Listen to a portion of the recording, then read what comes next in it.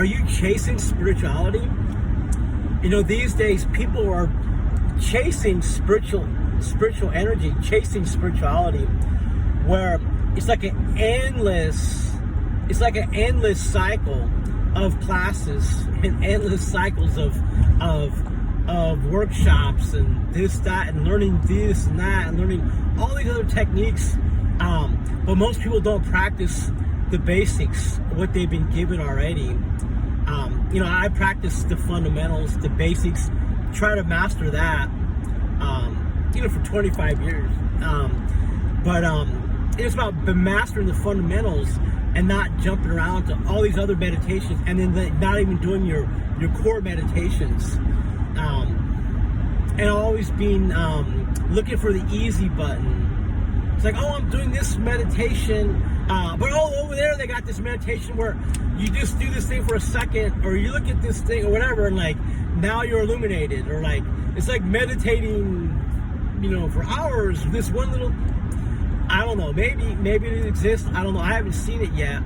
But I remember years ago, I was messing around with this Om Mani Padme Hum wheels, where in Tibet they have these but these wheels where they put the mantras on the wheel, and then you spin the wheel, and it's supposed to spin out the energy of that mantra to the world.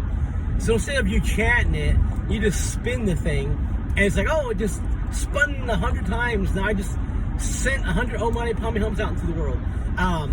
And they had like ones for water. It was kind of cool, where it's like a little wheel with Om Mani Padme Hum carved on it, and the water. I don't know, it's supposed to bless the water. But these people made one though.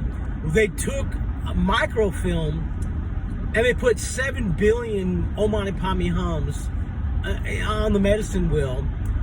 And this is in California, and they're like, every time you spin, it's like a giant 3-foot thick thing. I'm like, every time you spin it, it's like 7 billion Om Mani Padme Hums get released out into the world. And